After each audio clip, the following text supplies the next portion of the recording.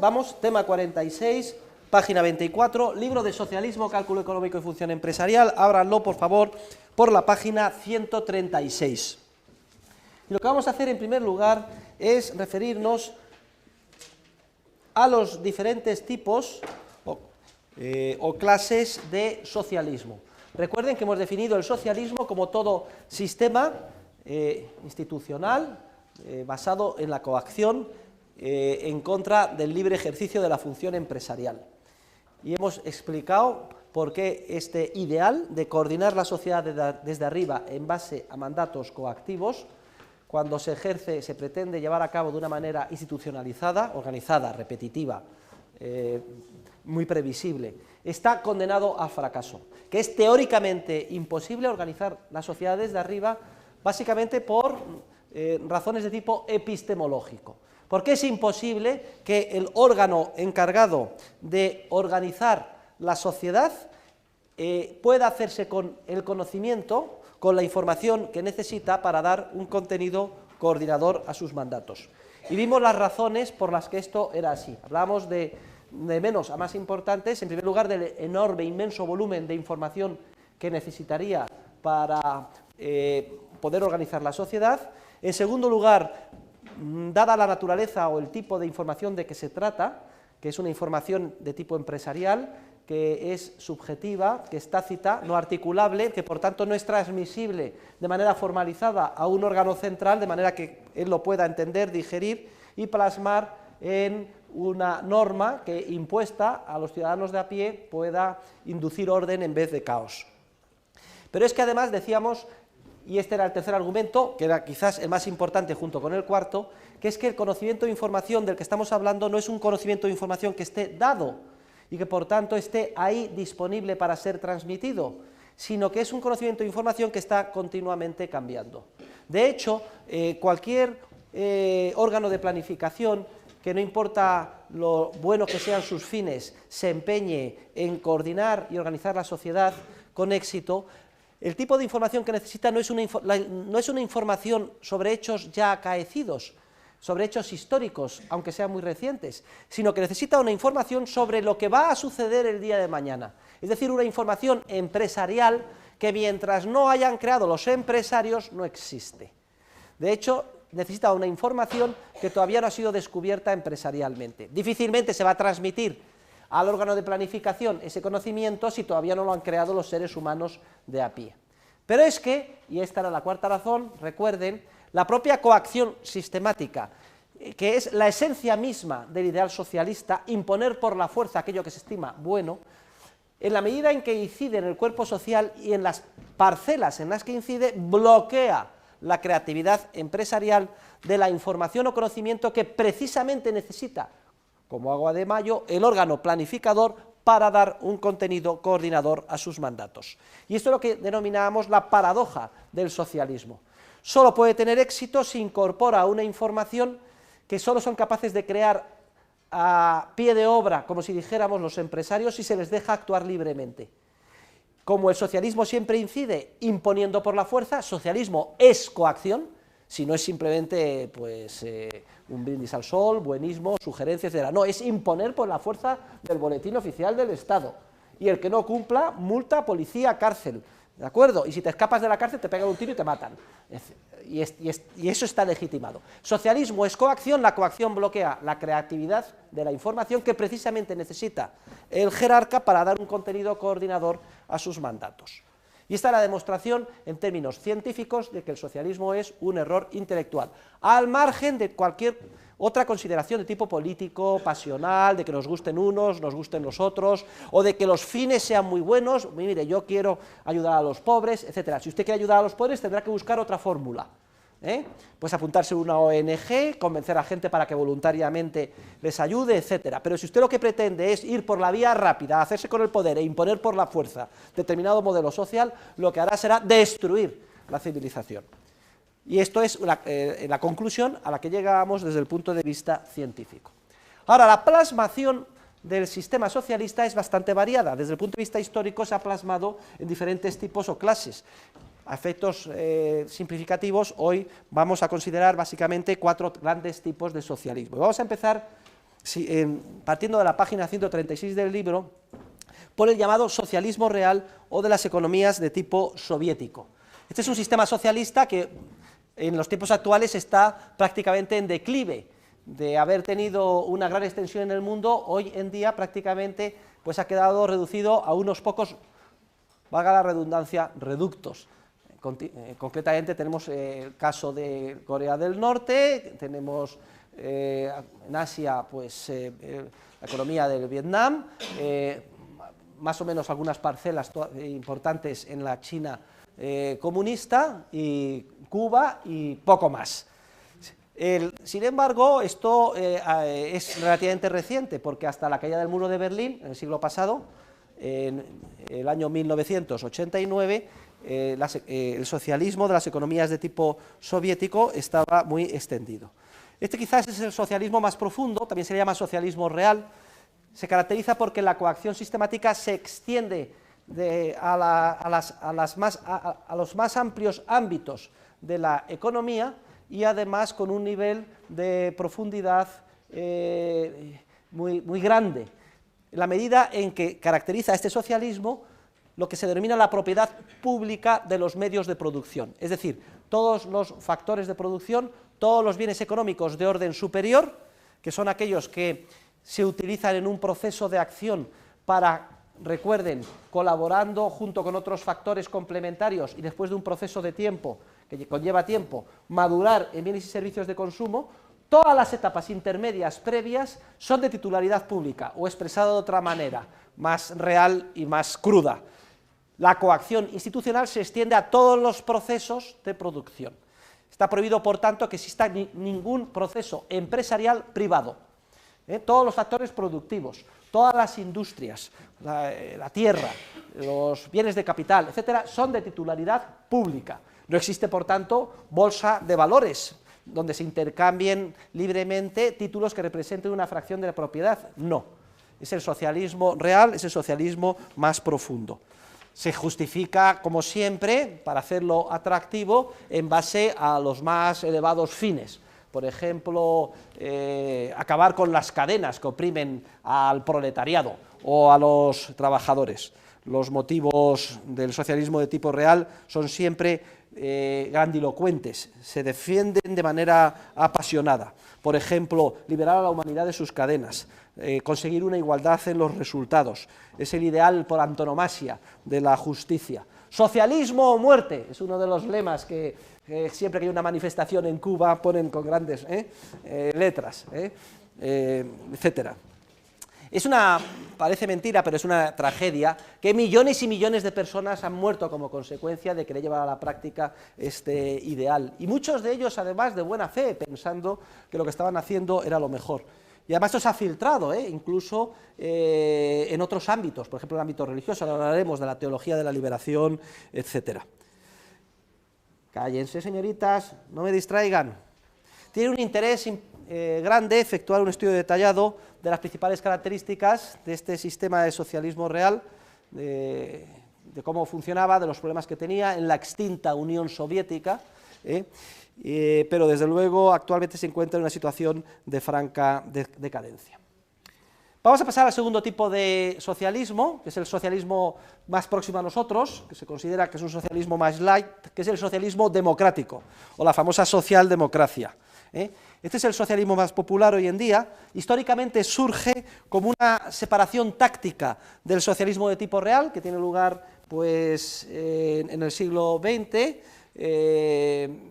después de la Segunda Guerra Mundial, sobre todo en Alemania. Entonces los socialistas reales aceptan los procedimientos democráticos en un primer paso, entonces se convierte en socialismo democrático. Vamos a conseguir el poder para imponer estos ideales de socialización de los medios de producción, pero democráticamente, no por un procedimiento revolucionario, de tiro en la nuca, dictadura del proletariado, un golpe de Estado como Lenin llevó a cabo, sino que vamos a aceptar los procedimientos democráticos. Y luego en un segundo paso, se da un segundo paso en el que se acepta que no haya la propiedad pública de los medios de producción de manera generalizada, sino que la intervención del Estado sea para establecer lo que se llama un estado del bienestar, o un sistema impositivo progresivo que redistribuya la renta, Todo ello dentro de un marco de profunda regulación de la economía. Y esa reforma en la que se va de alguna forma suavizando el socialismo, digamos, marxista o soviético, y se hace democrático y acepta que exista, digamos, un marco de mercado y propiedad privada de los medios de producción, pero en un entorno fuertemente intervenido, coaccionado por el gobierno, con un estado del bienestar, altos impuestos, etcétera, es lo que caracterizaría, pues, a la socialdemocracia. Léanse ustedes con detalle las páginas que explican los caracteres del socialismo democrático, concretamente la cita del libro de Hoppe, que es el que mejor ha analizado ese proceso de evolución de la socialdemocracia en Alemania y que ha influido en el resto de los partidos socialdemócratas europeos y del mundo. Ahora, lo importante, desde el punto de vista de la teoría económica, es que nos tengamos bien clara la siguiente idea, y es que el hecho de que existan o no elecciones democráticas no afecta en un ápice al problema básico teórico de ignorancia ineradicable en el que se encuentra todo órgano director encargado de ejercer la coacción institucional. O dicho de otra forma, en la medida en que la coacción institucional siga ejerciéndose por un gobierno socialdemócrata, se producirán todos los efectos de descoordinación, desajuste, caos, etcétera, que hemos estudiado juntos en las clases anteriores. Precisamente en las parcelas en las que incida la coacción institucional y en el grado en el que incida. Si hay una serie de parcelas en las que incide menos, hay más libertad, etcétera, ese sistema podrá prosperar en esa medida. Pero en todas las parcelas en las que intervenga de coacción institucional, redistribución de la renta, estado del bienestar, seguridad social monopolizada, etcétera, vamos a ver juntos todos los efectos de desajuste, descoordinación, violencia, caos y perjuicio que se produce. Luego es irrelevante el hecho de que haya una serie de representantes democráticamente elegidos. No se hagan ustedes la ilusión de pensar que por el hecho de que han sido elegidos democráticamente y nos representan, ya disponen, por ciencia infusa, del conocimiento práctico, disperso, privativo, dinámicamente cambiando de manera continuada, que generan los empresarios cuando tienen que detectar problemas y solucionarlos sobre la marcha. Hay siempre ese problema gravísimo de incomunicación. Y luego recuerden la observación de Hayek, que el otro día les chocaba a varios cuando me declaré profundamente antidemócrata, y luego lo maticé y lo expliqué qué es lo que quería decir. Es que además, digamos que la coartada del ideal democrático es altamente peligrosa, porque generalmente se tiene la idea de que si los representantes han sido elegidos democráticamente, es inocuo el hecho de que el poder político sea ilimitado. ¿Qué importa que sea ilimitado o que pueda conseguirse cualquier cosa o imponerse cualquier cosa por la fuerza? Porque como los representantes han sido elegidos democráticamente, de alguna forma tenemos alguna garantía de que va a ser la mayoría la que va a imponer sus decisiones en cada momento. Entonces Hayek dice que democracia, si se interpreta el concepto de democracia como el poder omnímodo de la mayoría, y eso es lo que significa literalmente, en términos etimológicos, demos, kratos, demos, pueblo, kratos, poder absoluto. Dice que si por democracia se entiende el poder absoluto de la mayoría, dice que él, primero, no es demócrata, segundo, que es un sistema perverso en el que las mayorías explotan a las minorías y que además es un sistema, dice él, unworkable, es decir, que no se puede llevar a la práctica. Como hay ese problema de ignorancia ineradicable, aunque en última instancia los gobernantes sean elegidos según la coyuntura de las mayorías de cada momento, los mandatos que impongan en el cuerpo social no podrán tener dentro la información necesaria de primera mano para organizar la sociedad. Es un sistema tiránico que descompondrá el cuerpo social. Y por eso vamos a ver juntos los efectos nefastos que tiene el llamado estado del bienestar, y cómo incluso se ha dado la paradoja de que gobiernos socialdemócratas, y precisamente en Alemania, recientemente, hasta la llegada de Angela Merkel, en los últimos 6-7 años, han hecho se han replegado sistemáticamente de mucho de lo que habían hecho en el estado del bienestar. Reduciendo prestaciones, reduciendo impuestos, apretándose todo el mundo el cinturón, liberalizando los mercados, etcétera. Precisamente ahora, por eso, Alemania se encuentra en una situación económica relativamente menos perturbada que el resto de los países de Europa. Por eso Hayek dice que en vez de democracia habría que hablar de demarquía, que sería demos pueblo, arquein mandar. Bueno, manda el pueblo, pero ojo, dentro de un entorno de isonomía, sometidos todos a las normas generales o principios generales del derecho, leyes en sentido material. De manera que las mayorías no exploten a las minorías, de manera que las leyes sean pocas en sentido material y todo el mundo las tenga que cumplir. Hay otro tercer tipo de socialismo que se estudia in extenso en el libro, que ustedes han leído, que es el llamado socialismo conservador o socialismo de derechas. Aquí también lo que se pretende es imponer por la fuerza un determinado modelo social en base a mandatos coactivos. Sin embargo, lo que se pretende es conservar un determinado statu quo, es decir, una determinada organización social, pues sea el sistema de castas en la India, o sea una determinada redistribución de la renta, o sea un determinado esquema paternalista. Papá Estado sabe mejor que nosotros lo que queremos y por tanto nos lo impone por la fuerza.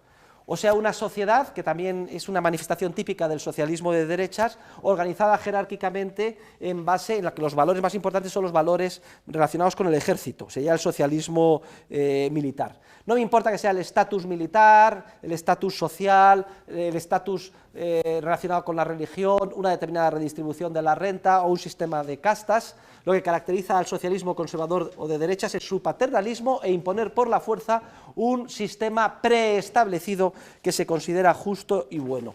Y además el ser reacio ante los cambios sociales. Lo que queremos es mantener lo que hay y que no se efectúen cambios. Hay otras manifestaciones también del socialismo de derechas, por ejemplo el socialismo gremial, son los diferentes gremios los que de alguna forma estructuran la organización social que se quiere imponer por la fuerza, o el socialismo agrario. También hay que tener en cuenta esta influencia. Es curioso, pero cuando se crea la Unión Europea, el peso del socialismo agrario es tremendo, y de hecho ello explica que hasta hoy, quizá la parte más importante y significativa del presupuesto de la Unión Europea sea todavía el de la política agraria comunitaria. ¿Por qué todas esas subvenciones? Vamos a hacer más adelante los efectos perversos que tiene. Pues la teoría era que había que proteger a la gente del campo, no solo porque son muy numerosos y votan, sino en base a unos conceptos idílicos, que no vaya a despoblarse el campo, que se mantenga el campo cuidado como estábamos acostumbrados a verlo, etcétera. Por tanto, la materialización del socialismo, digamos, reaccionario, de derechas, que quiere conservar el statu quo, es bastante variada y puede pues, tener el acento en el ámbito militar, en el ámbito agrario, en el ámbito gremial, etc. Y hay pocas diferencias entre los partidos de izquierdas y los partidos de derechas. Todo el mundo quiere conseguir el poder para imponer por la fuerza sus particulares criterios. Y los ciudadanos están siempre ofuscados, pensando que todo lo que ven de malo en el mundo que les rodea se solucionaría. Primero, que es culpa del responsable político de turno, y segundo, que se solucionaría si le quitamos y ponemos al mío. Y entonces se concibe la política como si fuera un partido de fútbol, Real Madrid-Barça, ¿no? Y entonces, hoy está en el poder el Barça, vamos a ver si ganamos los del Real Madrid y entonces somos todos felices, salimos a la calle, damos muchas pitadas, etc. Sin embargo, luego viene la dura realidad, y es que cuando se quiere imponer por la fuerza cualquier esquema, se fracasa. Porque no es un problema quitar a los malos, sustituirlo por los buenos, es un problema estrictamente científico, de que es imposible organizar la sociedad desde arriba. Me da lo mismo que sea la persona más buena que ustedes puedan imaginar, los valores que esté dotado del mayor conocimiento científico, técnico y de los valores más humanos. Le pone usted al frente de un gobierno para organizar el mundo de manera coactiva en base a esos criterios tan bondadosos y convierte usted el mundo en un infierno. Pero no porque sean malos los que están al frente, sino porque es imposible organizar un proceso de cooperación social constituido por miles de millones de seres humanos, como ustedes y como yo, dotados cada uno de ellos de una innata capacidad empresarial. En cuarto lugar, caballero, se va a poner usted ahí, no me distraiga. Siéntese en la primera fila. En cuarto lugar mencionamos el socialismo cientista, la ingeniería social. Este es un socialismo especialmente perverso. Este es el socialismo, está en la página 141, me gusta especialmente criticar el socialismo de los científicos, el socialismo que patrocinan o respaldan los intelectuales, todos en general, todos aquellos que en general piensan que son más listos que el resto de sus congéneres, porque han estudiado más años, porque saben más, porque tienen una cultura mayor, porque son más refinados, se consideran superiores. Y por tanto, con una arrogancia espectacular, se consideran, por tanto, legitimados para diseñar las vidas del resto de los ciudadanos de a pie. Este socialismo cientista es enormemente peligroso, porque en última instancia, como explica Hayek en su obra titulada, precisamente por eso, La fatal arrogancia, los errores del socialismo, el pecado más grave de un ser humano en general y de un científico en particular es el pecado de orgullo, de arrogancia intelectual, de pensar que somos tan listos que podemos hacer lo que queramos en el cuerpo social. Y esta tentación es especialmente grave en relación con los intelectuales, en relación con mis colegas, en relación con los que estudiamos, en relación con los que dedicamos nuestra vida al análisis, a la investigación y a la ciencia. De tal forma que, aunque sea triste decirlo, tenemos que ponernos siempre en guardia frente a los científicos. Es muy fácil encontrarse detrás de un científico que nos aparece muchas veces de manera benevolente, como una persona que ha hecho grandes contribuciones a la humanidad, etcétera, encontrarse detrás de él siempre a un dictador. Y esto es algo que históricamente en la historia del pensamiento pueden ustedes constatar continuamente. Ya desde la antigua Grecia, de los primeros filósofos, vean ustedes el caso de Platón. ¿Cómo justifica a Platón? El ideal para él es Esparta, la sociedad militarista, organizada desde arriba.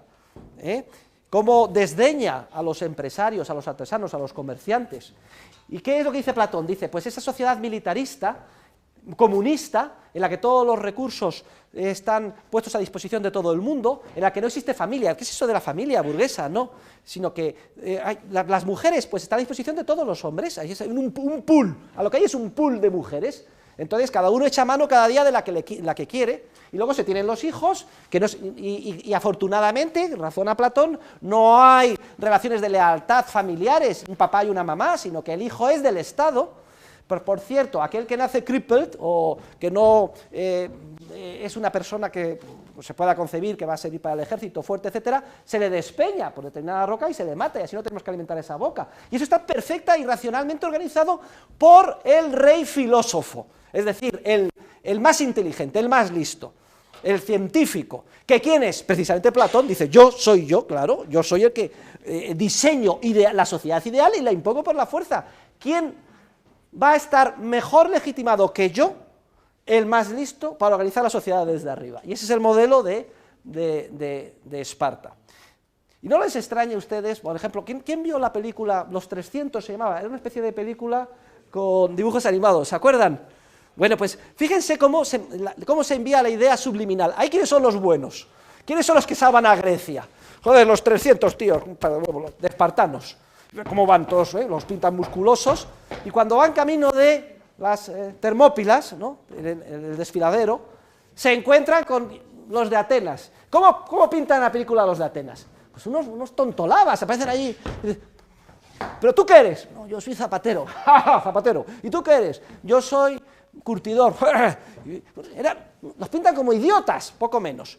Y frente a esos, ¿qué están? 300 soldados. ¡Rum! Esto es lo que vamos a salvar al mundo. Entonces, el ideal de Esparta y la Atenas comercial, empresarial, relativamente más liberal, democrática, se la desdeña, se la ningunea, es nada. Pues que conste que esa presentación de la película responde exactamente al modelo intelectual de los grandes filósofos que han pasado a la posteridad. Es decir, de Sócrates, que era un arrogante como la copa de un pino, que claro que corrompía a los jóvenes de su época, no tengan ustedes ninguna duda. La corrupción consistía en decirles, no sigas el camino de tus padres. ¿Qué es eso de que tu padre quiere que siga con el negocio de velas de cera o de flautas? No, vente conmigo a buscar la virtud. Nunca entendieron estos filósofos el orden espontáneo de mercado que permitió que prosperara a Atenas en un entorno comercial en todo el Mediterráneo, y que creara un nivel de riqueza tal que, entre otras cosas, permitió que gente como Sócrates, sin dar ni golpe, pues pudiera vivir.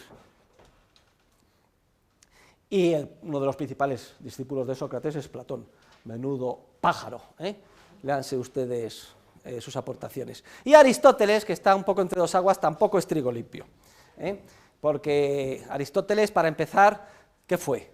Fue preceptor del hijo del mayor tirano de la época, Filipo de Macedonia. el padre Filipo de Macedonia, que es el que acabó con el entorno de libertad de las ciudades-estado en Grecia. Pero es que además su propio pupilo era un demente, un loco, un dictador y un tirano, Alejandro Magno, menudo pájaro también. Vamos, es que a mí me toca ponerme a sueldo de estas personas y yo por consideraciones del punto de vista moral, pues saldría corriendo.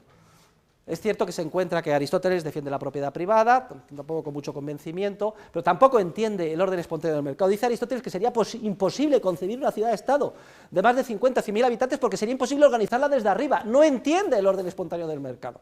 Estos primeros filósofos, muchos de ellos genios en el ámbito de la epistemología, etcétera, no entendieron ni siquiera los rudimentos del orden espontáneo del mercado, que los entendieron sus oponentes, mucho más, los sofistas, los tan denostados sofistas, entendieron mucho mejor ese orden espontáneo, o algunos otros filósofos como Genofonte, etcétera, pero no ellos. El caso es que esta arrogancia cientificista que alimenta el socialismo de la ingeniería social es tan antigua como el desarrollo del pensamiento humano. Y se plasma en los tiempos modernos en lo que se llama el racionalismo cartesiano o el racionalismo constructivista. Es pensar que la razón del ser humano lo puede todo. Quizá la ilustración más clara sea la Revolución Francesa.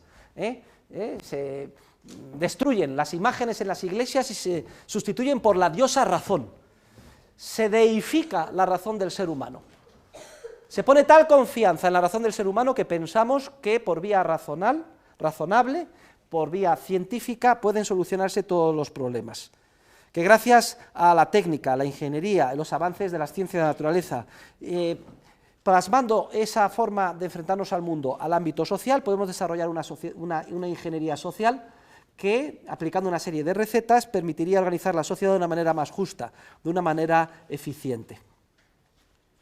¿Cuál es el gravísimo error del ingeniero social? Pues simplemente el de suponer que la información práctica y dispersa que generan continuamente los seres humanos conforme actúan, podría llegar a transmitirse, bueno, primero a crearse en un entorno de coacción y luego transmitirse a esa máquina, ese superordenador o ese comité de expertos, etcétera, que la digerirían y serían capaces de organizar la sociedad de una manera, una vez analizada esa información, estructurada, etcétera, podrían organizar la sociedad de una manera científica, de una forma mucho más eficiente y conseguir todo lo que se propusieran. Pues bien, el socialismo cientificista es especialmente peligroso. Primero, por esa tentación en la que caen los científicos, que nos pensamos más listos que los demás. Segundo, porque nos consideramos legitimados para imponer a los demás lo que consideramos que es correcto. Y entonces nos dicen, usted debe fumar o no debe de fumar, y le impongo por la fuerza qué es lo que tiene que hacer. Y si debe de tomar drogas, y si debe de beber alcohol, y a qué horas. Porque usted no haga esto porque no le conviene. Y, nada más tienen que encender el telediario y escuchar cualquier telediario, siempre el mismo esquema. Hay tal problema que se detecta por culpa de que la gente es tonta, pero no se preocupen porque hay esta agencia, este comité o este ministerio y nosotros con los impuestos ya hacemos, decimos, formamos, enseñamos y si aún así no se obtienen resultados, imponemos por la fuerza. Es un racionalismo erróneo, este racionalismo que endiosa la razón. Que es un racionalismo, además, que alimenta todos los otros tipos de socialismo. Es curioso, detrás de cualquier dictador, sea Hitler, sea Stalin, cualquiera que ustedes se puedan imaginar, siempre ha habido una corte de científicos, de intelectuales, justificando lo que hacían y haciéndoles la pelota. Siempre han encontrado la justificación científica y de ingeniería social para las atrocidades que llevaban a cabo. Pero es que incluso además científicos que absolutamente consolidados o que han hecho un bien enorme a la humanidad, por ejemplo Einstein, ¿de acuerdo? Si cogen ustedes sus afirmaciones sobre cuestiones económicas o políticas, es que es realmente penoso lo que decía, porque no sabía nada de economía, podía saber muchísimo de física cuántica, matemáticas o teoría de la relatividad, pero de cómo funciona el cuerpo social, de lo que es el orden espontáneo del mercado, absolutamente nada. Tiene en la página 145 las 5 razones por las cuales yerra el ingeniero social. Es importante, analícelas despacio, no las voy a mencionar aquí. y por favor cuando les pregunte este epígrafe no dejen de contestarlos. Y luego hay un cajón desastre, porque si no se haría eterno el tema, con otros tipos de socialismo que han surgido en la realidad. Está estudiado a partir de la página 146. Por ejemplo, hablamos del socialismo cristiano solidario. Bueno, pues hay muchas personas de buena fe o que tienen fe religiosa en cualquiera de las denominaciones cristianas, y entonces lo que pretenden es el ideal de redención del género humano y de vida eterna, pues adelantarlo también a la tierra. ¿Por qué no lo vamos a hacer así? E imponer por la fuerza, que es la característica esencial del socialismo, esos ideales, esos objetivos. Entonces leemos en el Evangelio que los primeros cristianos vivían en un régimen comunista, ponían todo en común y lo repartían según sus necesidades. Es cierto, pero lo hacían voluntariamente, no porque lo impusieran nadie desde arriba por la fuerza. Entonces, voluntariamente, si alguien decide organizar una comuna y consigue que voluntariamente en ese régimen de vida se apunte gente, no hay ningún problema, eso sería economía de mercado. El problema está cuando eso se quiere imponer por la fuerza, y entonces decimos, entonces está justificada, vamos a hacer una teología de la liberación. ¿Pero qué significa la liberación? Significa que vamos a justificar una guerra de guerrillas, esto ya son ametralladoras, guerrilleros, terroristas, para imponer por la fuerza. Entonces hay una guerra civil en El Salvador, etcétera, para imponer por la fuerza el ideal. Y hay unos que son los buenos y otros que son los malos. Y yo estoy con mi fusil para matar al terrateniente, para quedarme con su tierra, porque es injusto lo que ha hecho. Oiga, pues eso vamos a analizar los derechos de propiedad, a ver si son o no legítimos, y de una manera, digamos, objetiva, civilizada, utilizando tribunales de justicia, ya se verá cuál es. Pero no una revolución que estaría justificada, y el mayor de las atrocidades que para concebir, en el nombre a lo mejor de Jesucristo, utilizando la violencia física. La coacción sistemática. Este es lo que alimentaría el socialismo cristiano solidario. También está el socialismo sindicalista. Se quiere imponer por la fuerza un sistema en el que las empresas sean propiedad de los trabajadores que las trabajan. Este socialismo es especialmente perverso y caótico, porque claro, si a uno le toca trabajar en una empresa muy rica con mucho capital, pues tendrá una parte muy grande en la distribución. Si otro está trabajando en una vaquería con 4 vacas, le tocará muy poco. Y entonces, ¿por qué unos más y por qué otros menos? Y cuando se produce esta especie de sindicalización, enseguida se establecen barreras. Ya aquí en mi cooperativa no puede entrar más gente, porque si entra más gente yo toco a menos. Se intentó el socialismo sindicalista en la extinta Yugoslavia comunista y fue un fracasazo. Incluso los pocos vínculos de coordinación que quedaban vía mandato en la Rusia soviética desaparecieron y el caos fue indescriptible. Bien, pues ese es el resumen respecto de los diferentes tipos de socialismo. Vamos ahora a terminar este tema haciendo un comentario sobre el proceso de evolución del concepto de socialismo. Porque tradicionalmente, esto está en la página, a partir de la página 148. Tradicionalmente por socialismo se entendía lo que he definido yo por socialismo real, es decir, un sistema basado en la propiedad pública de los medios de producción. Y de hecho, esa es la definición de socialismo que utiliza Mises en su obra ya clásica, Crítica del socialismo, que se publica en el año 1922, la primera edición y 10 años después la segunda. ¿Y es que estaba Mises equivocado? No, es que en ese primer tercio del siglo XX, cuando se hablaba de socialismo, se entendía siempre socialismo real de origen marxista, o soviético, de los soviets. Bien. Sin embargo, esta definición, sistema basado en la propiedad pública de los medios de producción, es una definición civilina, no dice basado en el tiro en la nuca, la coacción, pero eso es lo que significa la propiedad pública de los bienes de producción, significa que está prohibida la propiedad privada y por tanto el intercambio voluntario y el libre ejercicio de la función empresarial. Todo está organizado desde arriba en base a mandatos coactivos. Es decir, toda la economía, como decía Lenin, organizada como si fuera el Ministerio de Correos, e impuesta por la fuerza de la policía. Esa definición, propiedad pública de los medios de producción, es una definición que desde el punto de vista científico enseguida se manifestó ser muy poco satisfactoria. Primero, porque es una definición estática. Habrá socialismo si existe o no propiedad pública de los medios de producción. Segundo, porque para definir si hay o no socialismo es necesario con carácter previo entender lo que es la categoría jurídica de lo que es la propiedad privada o la propiedad pública y la categoría económica de lo que son los medios de producción. Es preciso, por tanto, abrir la ventana para que entre el oxígeno de la concepción subjetivista y dinámica del mercado.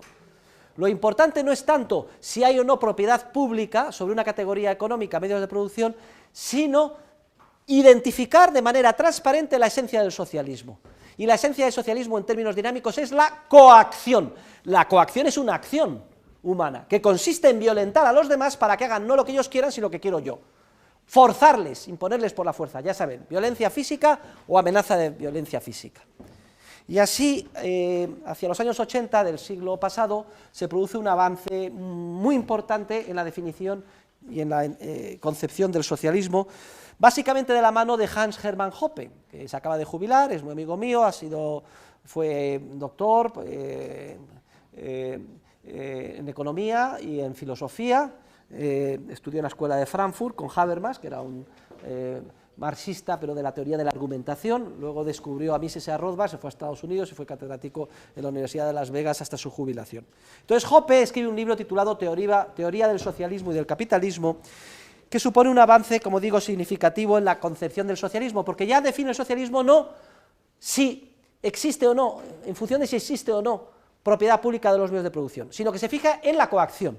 Define el socialismo como todo sistema de agresión o coacción institucional en contra de el derecho de propiedad. O sea, ya no es propiedad pública de los medios de producción, sino si hay coacción institucional contra el derecho de propiedad. Y eso es un avance muy grande porque ya es una definición dinámica. ¿Hay coacción o no hay coacción? Son contra el derecho de propiedad. Sin embargo, aun siendo un avance importante esta definición, a mí no me pareció del todo perfecta, y veía que seguía faltando algo. No hacía más que darle vueltas, y me acuerdo que un día paseando por la playa en Mallorca se me encendió la bombilla empresarial y me di cuenta y le dije,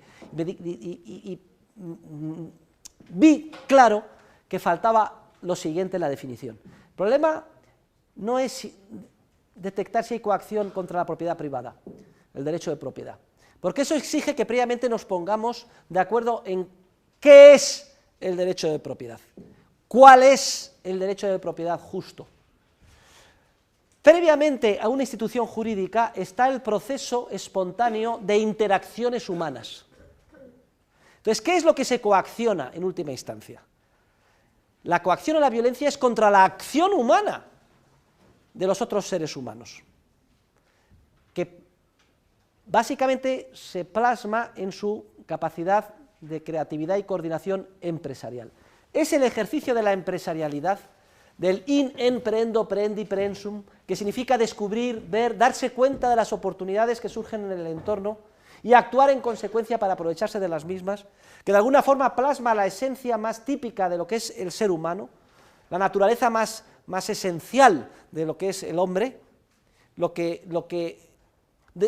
por naturaleza mejor nos caracteriza, nuestra capacidad de actuar empresarialmente. Por tanto, debemos de fijarnos si hay un sistema organizado de forma institucional para coaccionar nuestra acción humana o si no lo hay.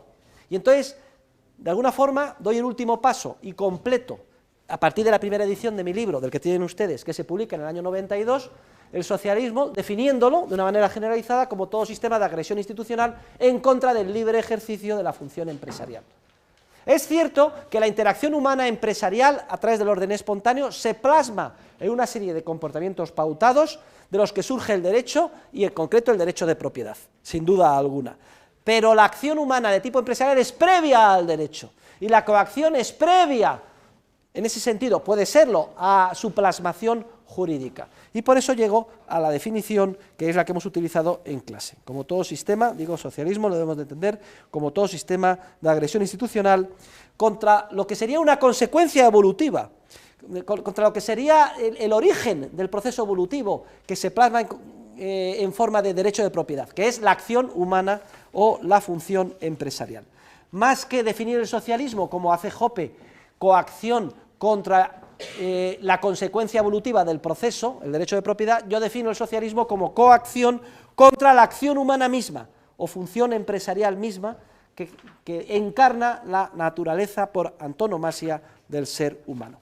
Y esta definición es la más dinámica, es la operativamente más eficaz porque es la más general, es una definición general y por tanto muy potente.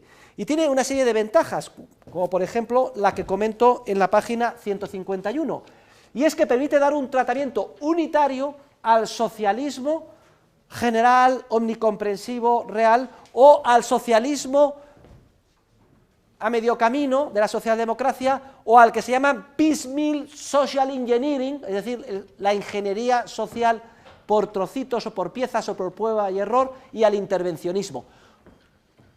Cualquier medida coactiva, en la medida en que incida en el cuerpo social, no importa que sea parcial en una parcela concreta, o que sea más o menos profunda, o que sea más general, o completamente general, producirá en el ámbito en el que incida, y precisamente en la medida en que sea efectiva, todos los efectos típicos del socialismo que hemos estudiado juntos en las clases anteriores. Y así solucionamos un problema de Mises, y es que para Mises el socialismo es una cosa y el intervencionismo es otra, y los estudia de forma separada, mientras que nosotros, con nuestra definición generalizada de socialismo, podemos dar un tratamiento unitario a todos los tipos de intervención, estatal o sistemática, sobre el cuerpo social. Esa es la gran ventaja desde el punto de vista científico y operativo de la definición de socialismo que proponemos. Y terminamos este tema con dos epígrafes. Uno es el relativo a la inanidad de los conceptos idílicos de socialismo. Y es que desde la caída del muro de Berlín no les escapa a ustedes la realidad de que los socialistas pues han perdido su bandera y están totalmente despistados. El ideal que tenían ellos lo veían plasmado en las economías de tipo soviético. Prácticamente la mitad de la población del mundo estaba subyugada, había lo que se llamaba la Guerra Fría, los dos sistemas, la economía de mercado frente al sistema socialista. Es cierto que la economía de mercado dejaba mucho que desear, estaba muy intervenida, etcétera, pero era clara la diferencia. Cuando se desmorona el muro de Berlín y desaparece el socialismo, ya pierden su referente, los socialistas, los progresistas, los que quieren. Entonces, ahora hay que buscar otra bandera para, de alguna forma, justificar el intervencionismo del Estado, para de alguna forma poder yo seguir definiéndome como socialista. Y entonces surgen todo tipo de definiciones y de conceptualizaciones idílicas del socialismo. Pasa a definirse el socialismo de una forma vaga. Por ejemplo, el socialismo es la armonía social, la unión armoniosa del hombre con la naturaleza, o se entiende por socialismo la maximización del bienestar social, o el socialismo es buenismo, o sea, lo bueno es el socialismo, ¿no? La igualdad, lo bueno, bien. Pero vamos a ver, al margen de todo esto, eso que usted defiende, ¿en qué se plasma? ¿En qué medidas concretas? ¿Y pretende o cree que por ser eso tan bueno, que está justificado que se pueda imponer por la fuerza desde arriba a todos? ¿Sí o no? Aclare eso, si hay coacción o si no hay coacción. Primero, aclárese usted su confusión mental de lo que pretende. Y segundo, ¿quiere imponerlo por la fuerza? De esta forma lograremos desenmascarar en cada caso cuando estamos ante un caso de confusión mental o ante un caso de simple y burdo oportunismo, o lo que suele ser más habitual, un procedimiento para enmascarar con un maquillaje atractivo la agresión institucional que se quiere seguir ejerciendo. ¿Y la bandera antes qué era? Pues conseguir el socialismo real. ¿Ahora la bandera qué es? Pues el calentamiento global. Eso justifica todo.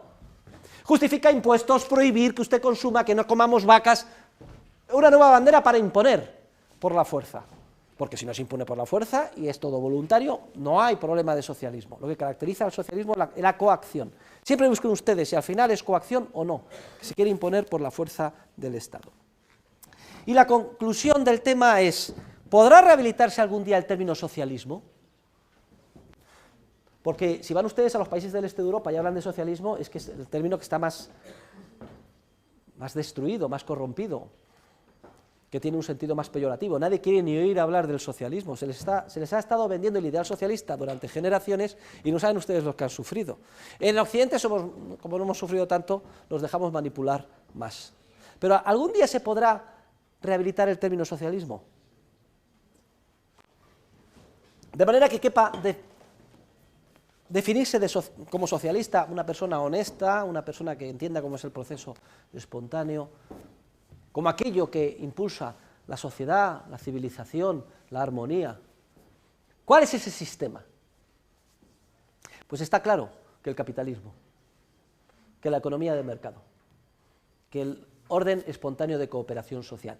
Solo si se llega a producir este cambio semántico y el día de mañana se empieza a entender por socialismo un orden basado en la propiedad privada de los medios de producción, el intercambio voluntario, caballero, no me distraiga, el orden espontáneo del mercado, etcétera, es decir, si se entiende por socialismo lo que incluso hoy en día se considera que es lo contrario del socialismo, podrá rehabilitarse el término. Si no, está condenado, pues, a enmascarar, como llaman los anglosajones, a través de una visual word, es un término comadreja, con una cáscara atractiva, lo que no es sin un contenido perverso. ¿De dónde viene lo de visual word? Término comadreja. A ver, por un punto, viene en una nota a pie de página en el libro, en la lectura que ustedes han hecho. Por 2 puntos en el examen. Por 3 puntos en el examen. Apruebo el curso al que en este momento levante la mano y me lo diga. Penoso.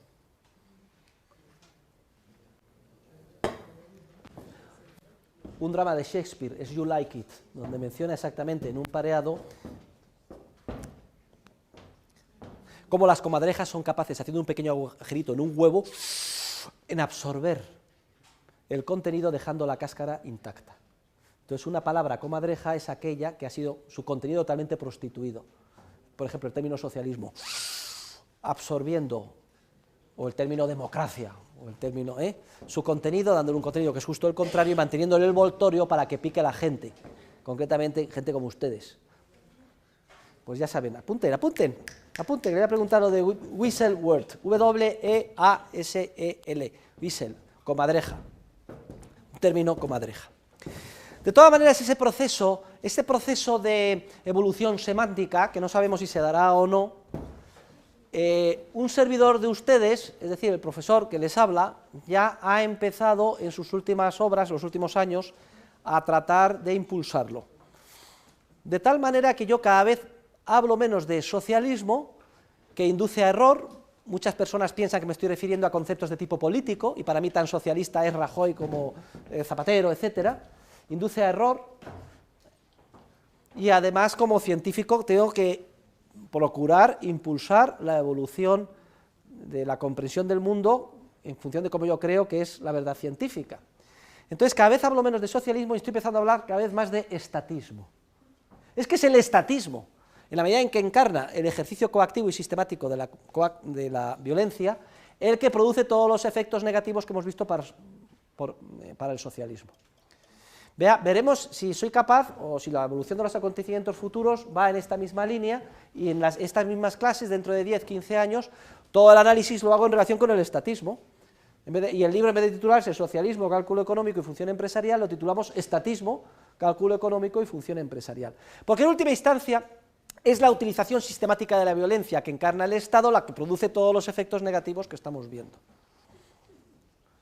De ahí la evolución del profesor de ustedes hacia la anarquía, es decir, al proceso de cooperación social en el que no haya ninguna agencia monopolista de la violencia, con una adscripción territorial determinada, sino un sistema de agencias privadas a las que se suscriben voluntariamente los seres humanos, pagando una determinada cuota mensual, cada una de las cuales patrocina un sistema jurídico y oferta diferentes niveles o grados de orden público, y que están coordinadas entre sí, aunque sean distintas, a través de una serie de normas de tipo voluntario, como por ejemplo las que hay en la IATA, para ponerse de acuerdo con unos determinados protocolos de seguridad en diferentes líneas aéreas. Pues lo mismo en el ámbito de la prevención, represión y sanción del delito. Y no tengan ninguna duda que un esquema privado de este tipo sería muchísimo más eficiente a la hora de mantener el orden público, respetar la propiedad y la vida de los seres humanos, que el que tenemos a través de una agencia monopolista de orden público,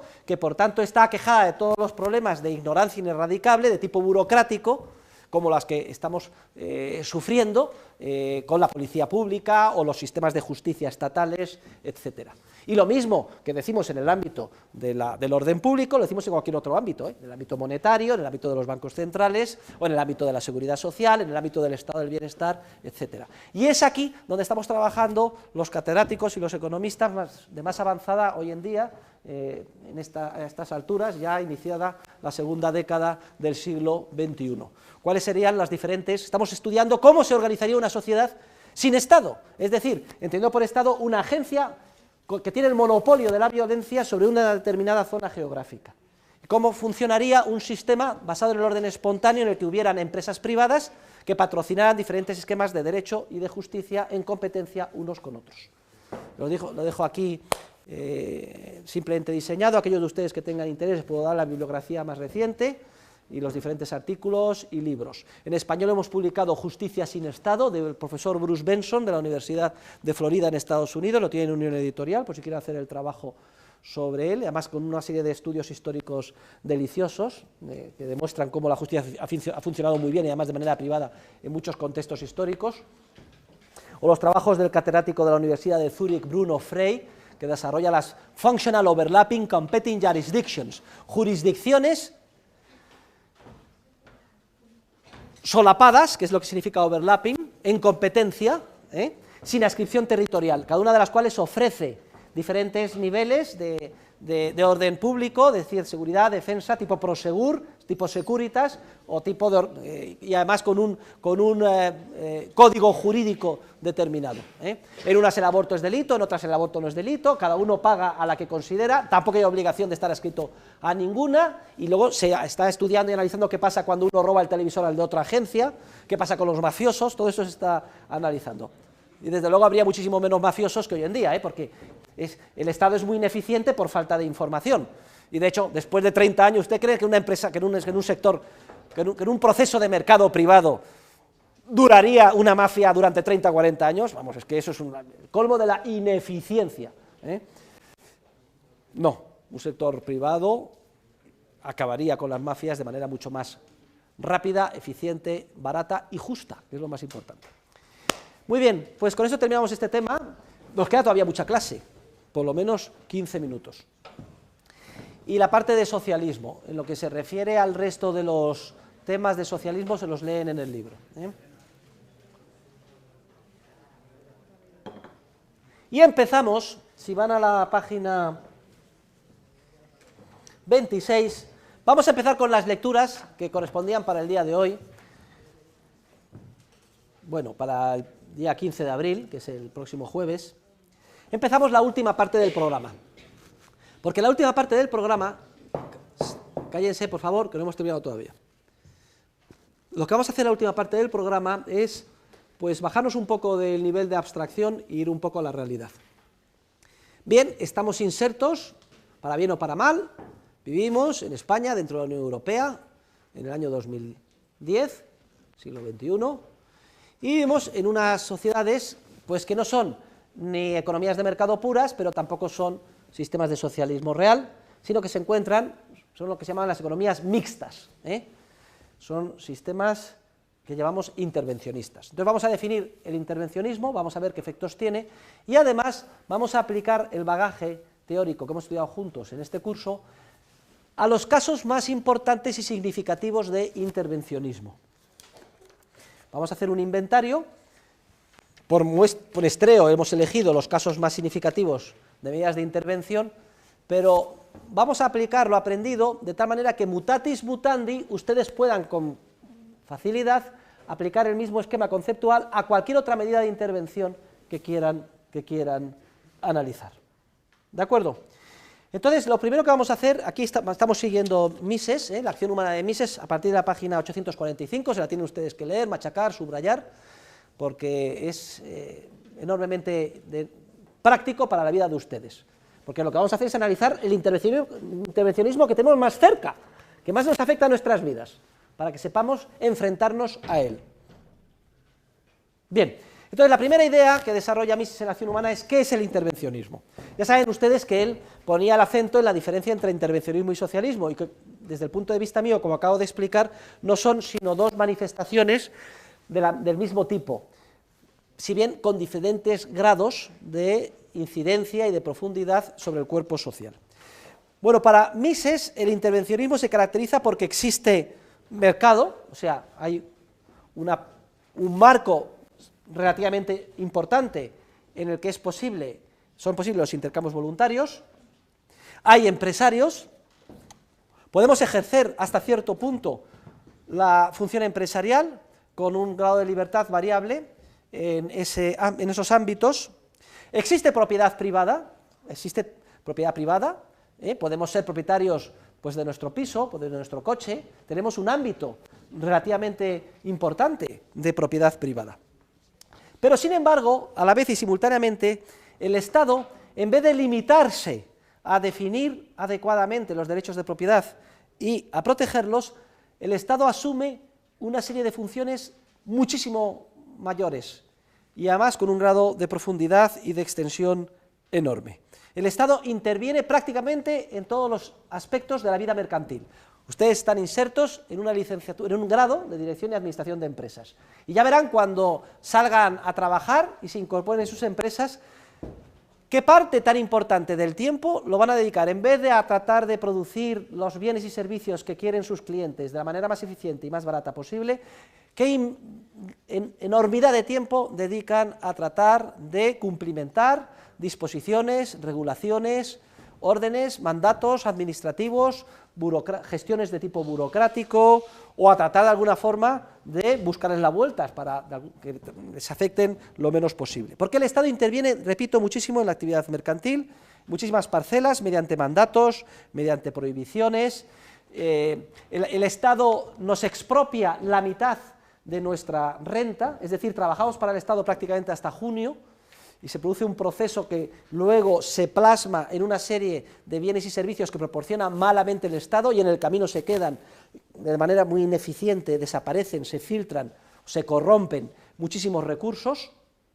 Es decir, que aunque hay un entorno de libertad, estamos como ahogados, porque la mitad del tiempo lo dedicamos forzados en contra de nuestra voluntad a hacer lo que no queremos, a pagar a otro, y además dentro de la mitad del tiempo en que podemos actuar empresarialmente con libertad, estamos rodeados de todo tipo de coacciones de tipo administrativo y burocrático.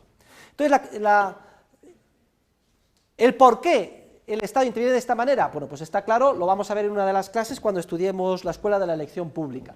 No es que seamos masoquistas o idiotas, siempre se nos vende que es necesario y los impuestos es muy bueno, y que gracias a los impuestos hay carreteras, y todo el mundo dice, bueno, pues si no hubiera carreteras, pues no podría ir de un sitio a otro, obviamente tengo que pagar impuestos, ¿no? Y que gracias a los impuestos hay educación superior. Hombre, pues yo soy estudiante universitario y los impuestos son muy buenos, porque puedo ir a la Universidad Rey Juan Carlos. Y gracias a los impuestos tenemos seguridad social, si me pongo enfermo voy y me curan. Y gracias a los impuestos hay pensiones. Hombre, claro, cuando me jubile. Fíjense ustedes cómo, igual que veíamos en el socialismo, se viste, término con madeja, de cosas muy buenas, entonces para que la gente acepte. Entonces identifica la existencia del Estado con una serie de bienes que son esenciales. Gracias a los impuestos hay orden público. Hombre, es que si no hubiera impuestos no tendríamos policía y entonces me robaría, me asesinaría, no tendríamos justicia. Esto sería el caos, esto sería la ley de la selva. Entonces la gente con eso acepta el sistema. Lo que vamos a ver más adelante es cómo todo esto es un montaje. Porque lo que sucedería es que tendríamos unas carreteras mucho mejores, más seguras, menos polucionantes, una seguridad social mucho más barata, más pensiones, una sanidad muchísimo más avanzada, con un mejor, si no fueran monopolistas, si no fueran públicas, si no estuvieran financiadas de esta manera. Y este es el tema en el que como científicos tenemos que aportar nuestro conocimiento, y lo vamos a ir viendo en cada uno de los tipos de medidas de intervención más significativos que surgen. Y la conclusión a la que vamos a llegar nos va a servir como hilo conductor para lo que vamos a ver juntos en esta última parte del curso. La conclusión, después de cada uno de los análisis, lo vamos a ver en el ámbito del derecho laboral. Por cierto, parece que ya después de 1000 dimes y diretes se va a parir un ratón. Bueno, pues en la buena dirección, parece que va a haber una reforma laboral y se va a disminuir lo que todo el mundo sabía que había que hacer, las indemnizaciones por despido. Vamos a ver si esto de verdad cuaja. Esta mañana leíamos de 45 días a 33 y además 8 días adicionales pagados por el Estado. Eso de pagados por el Estado significa por nosotros, pero bueno, desde el punto de vista empresarial de 45 bajamos a 25. Bien, vamos a ver en todos los ámbitos la siguiente conclusión, y es que las medidas intervencionistas invariablemente producen resultados perjudiciales, resultados negativos, pero valorados desde el punto de vista de quién. Pues precisamente valorados desde el punto de vista de aquel que interviene, de aquel que patrocina la medida de intervención. Esto es lo importante desde el punto de vista científico, es decir, vamos a demostrar en cada caso de intervención que se producen unos efectos que son justo los contrarios de los que el que quiere la intervención, de los que quiere lograr el que pretende y el que apoya la intervención. Vamos a ver, por ejemplo, que el salario mínimo. Yo estoy a favor de los trabajadores y quiero que tengan un salario más alto, y entonces patrocino un salario mínimo. Vamos a demostrar que el salario mínimo perjudica a aquellos a los que quiere favorecer.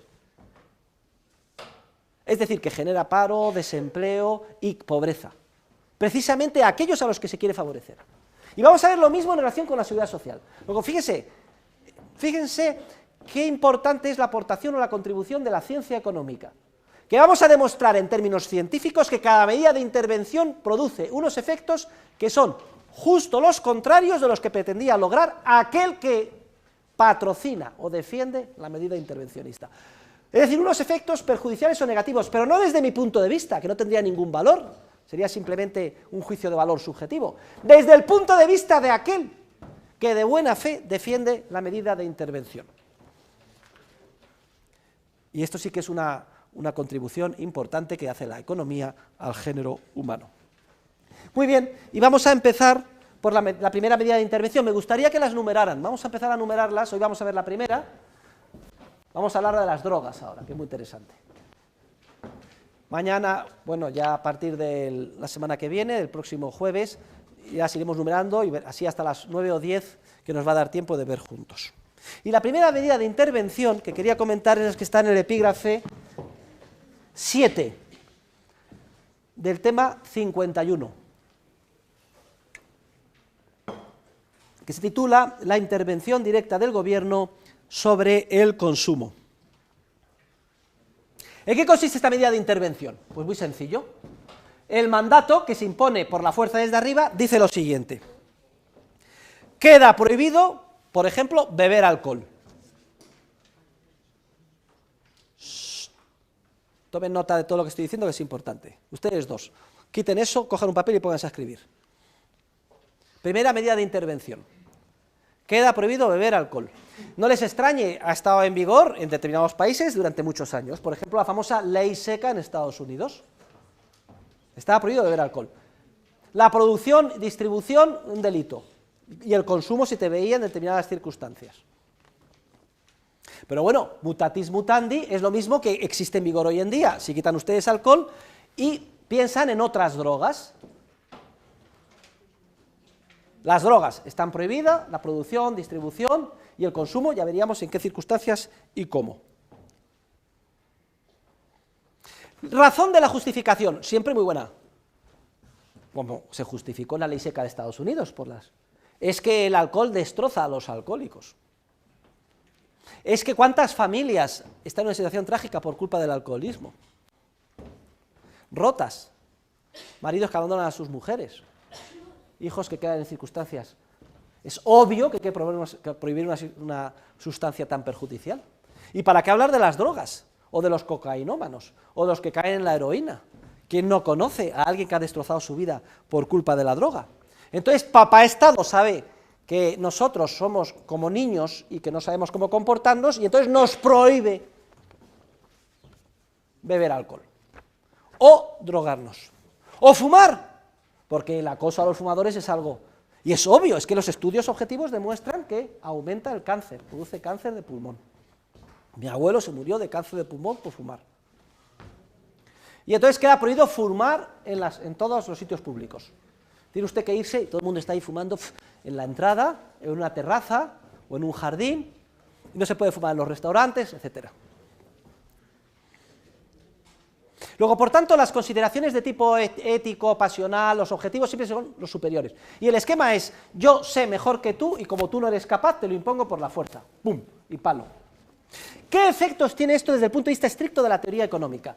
Vamos ahora a dejar al margen las consideraciones éticas.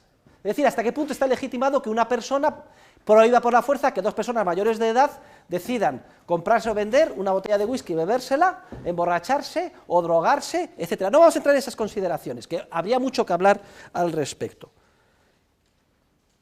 Vamos a analizar los efectos que tiene única y exclusivamente desde el punto de vista estricto de la teoría económica.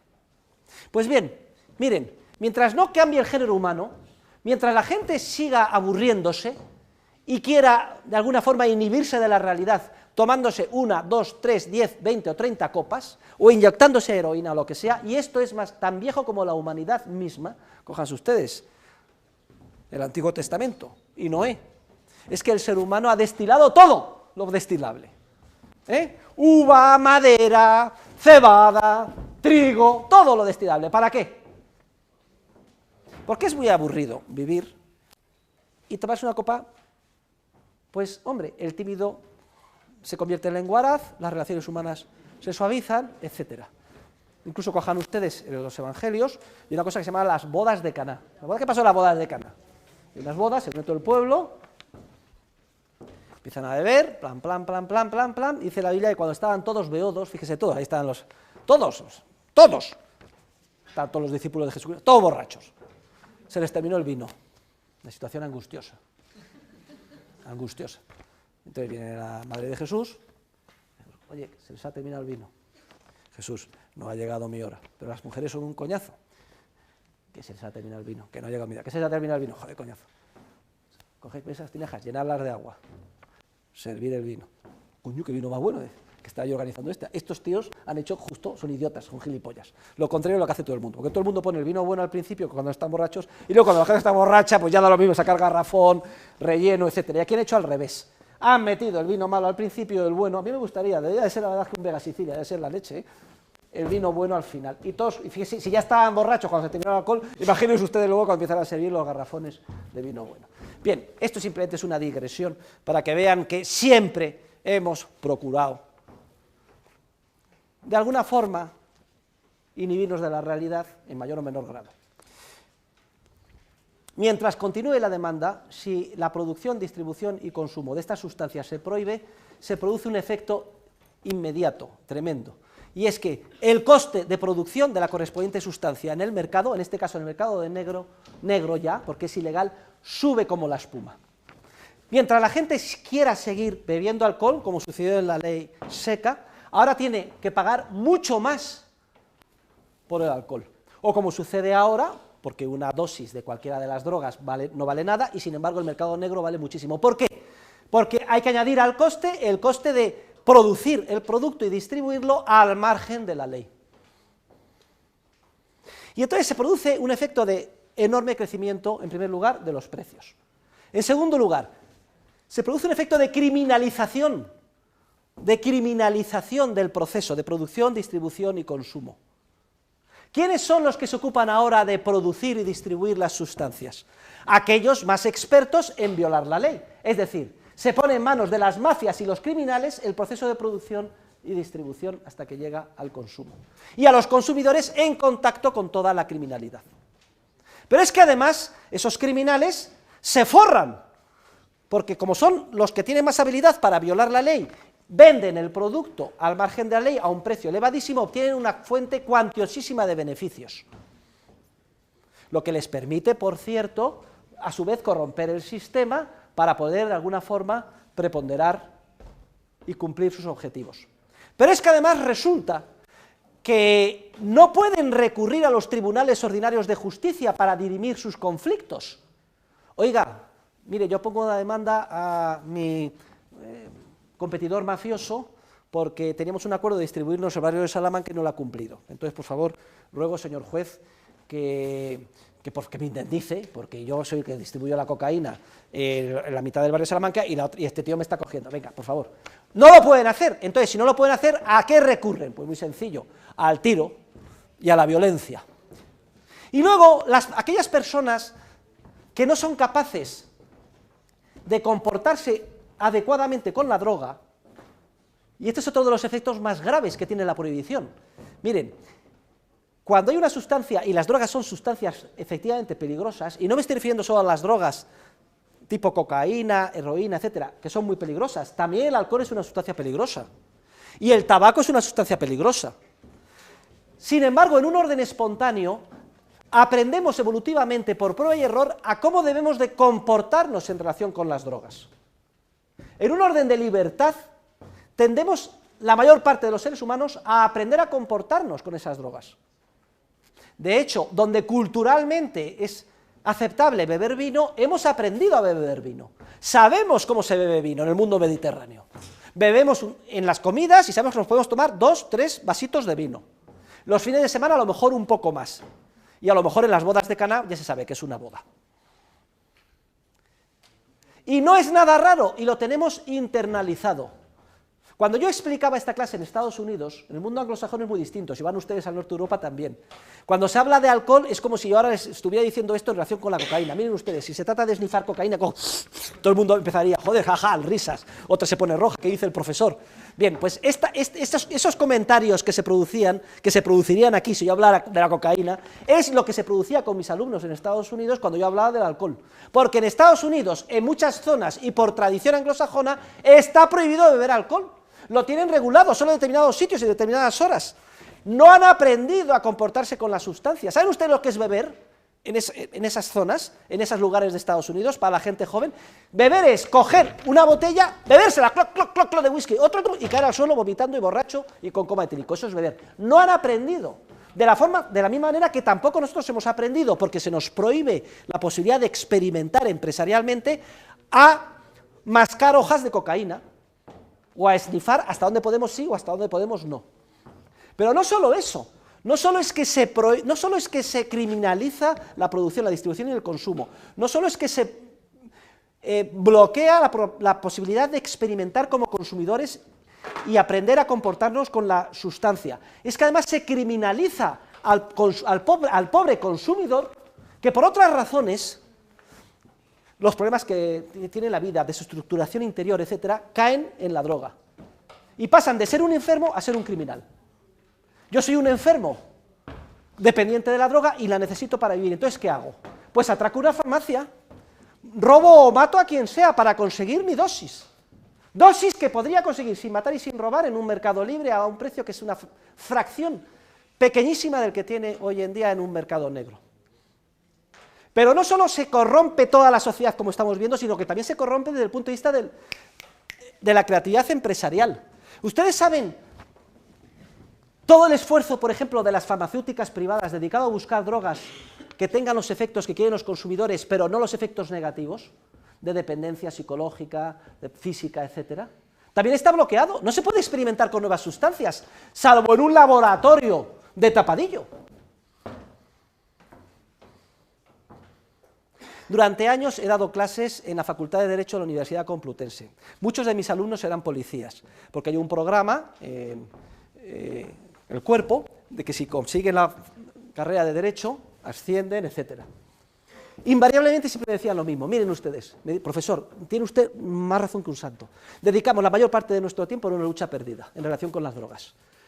Que nos destruimos, nos corrompimos nosotros, las familias, los drogadictos, los productores, etcétera. En vez de dedicarnos a proteger la vida, a defender la propiedad y a mantener el orden público.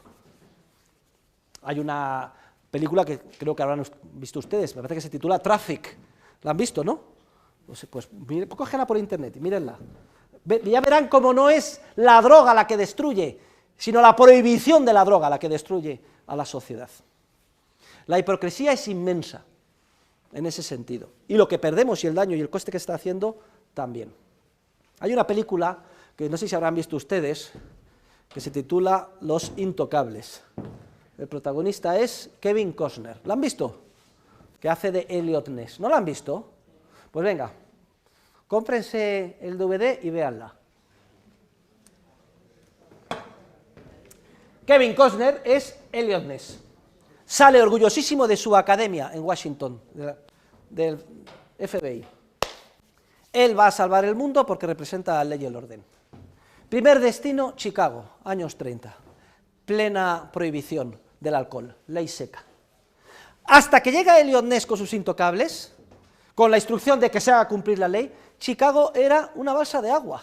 Efectivamente, hay una ley seca que prohíbe beber alcohol, pero todo el mundo bebe alcohol los fines de semana. Simplemente es unos sitios que se conoce, se da tic-tic, en un callejón oscuro, te miran, sí, vale, Entras dentro y hay un cachondeo organizado, una orquesta, bailando el Charleston, todo el mundo bebiendo, alegría, y ahí está todo el mundo, el alcalde, los funcionarios, los empresarios, el obispo, Tokiski. Eso pasa muy bien. Claro, todo esto hay que llevar barriles de alcohol. ¿Los barriles de dónde vienen? ¿Están prohibidos? Pues como están en la frontera de Canadá, los Grandes Lagos, vienen de contrabando. Los barriles vienen de contrabando, y alguien se tiene que ocupar, pues son los mafiosos, que son que son Al Capone y las diferentes familias, que como ganan muchísimo dinero, ya saben, dan un extrasueldo a los policías, le dan la mano, y el policía lo único que tiene que hacer, pobrecillo el policía, es justo cuando pasan los barriles, resulta que mira para otro lado. Pasan los barriles, y cuando ya han pasado todos, mira, aquí todo el mundo pacífico, nos ganan más, los otros se divierten, no hay ningún problema. El problema está, queridos alumnos, cuando llega Eliot Ness, FBI, y quieren imponer la ley. Entonces, si ven la película, a partir de ese momento, si cogen un contador de muertos, empiezan ras, es que termina habiendo incluso un ataque de la caballería del FBI contra un convoy de coches, de camiones, de contrabando con alcohol, donde ahí mueren la Intemerata. Al final, detienen a Al Capone, pero no por esto, sino simplemente porque le denuncia un empleado desleal de que no pagaba impuestos, y lo meten en la cárcel. Y es así como termina la película. Muy contento, después de testificar, Eliot Ness, que es el jefe del FBI, pues escucha con gran satisfacción el fallo judicial que condena a Al Capone a la cárcel por no pagar impuestos.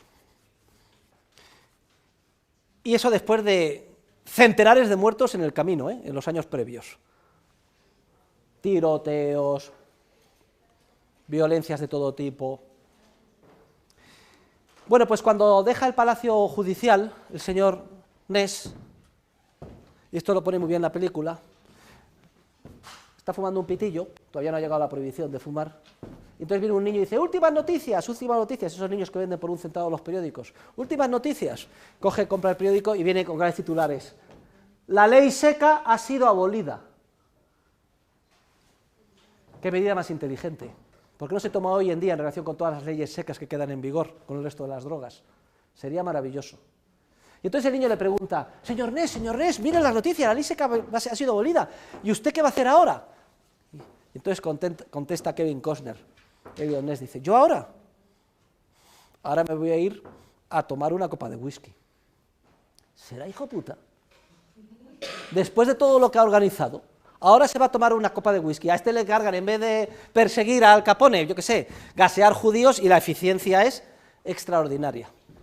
Miren, en el momento en el que se declara abolida la ley seca, la principal fuente de beneficios que tenían los mafiosos desaparece. ¿Saben ustedes quiénes financiaban el lobby para mantener la prohibición? ¿Quiénes eran los beneficiados de la prohibición? Al Capone y los mafiosos. ¿Quién creen ustedes que son los más interesados en mantener la prohibición de la droga hoy en día?